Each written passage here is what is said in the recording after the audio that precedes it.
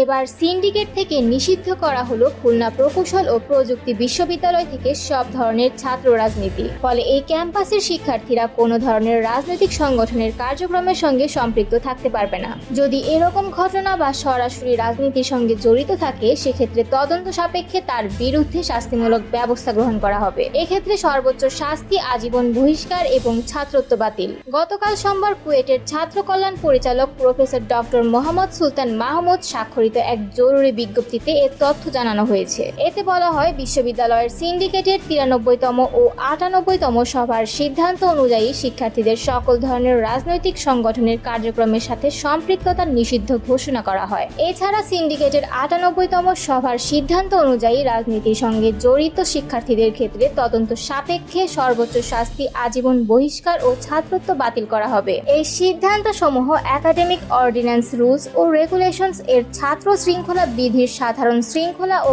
আচরণ বিধিতে 20 নং ধারায় নিম্নলিখিতভাবে অন্তর্ভুক্ত করা হলো। কোনো ছাত্র বা ছাত্র গোষ্ঠী কোনো ধরনের রাজনৈতিক সংগঠনের কার্যক্রমের সহিত সম্পৃক্ত থাকিতে পারিবে না। এইরূপ ঘটনা বা সরাসরি রাজনীতির সহিত জড়িত শিক্ষার্থীদের ক্ষেত্রে তদন্ত সাপেক্ষে তাহার বিরুদ্ধে শাস্তিমূলক ব্যবস্থা গ্রহণ করা যাইবে। এক্ষেত্রে সর্বোচ্চ শাস্তি আজীবন বহিষ্কার এবং ছাত্রত্ব বাতিল। জরুরি বিজ্ঞপ্তির শেষে বলা হয়, এই বিশ্ববিদ্যালয়ের সকল শিক্ষার্থীদের কোনো ধরনের রাজনৈতিক কার্যক্রমের সঙ্গে সম্পৃক্ত না থাকার জন্য বলা হলো।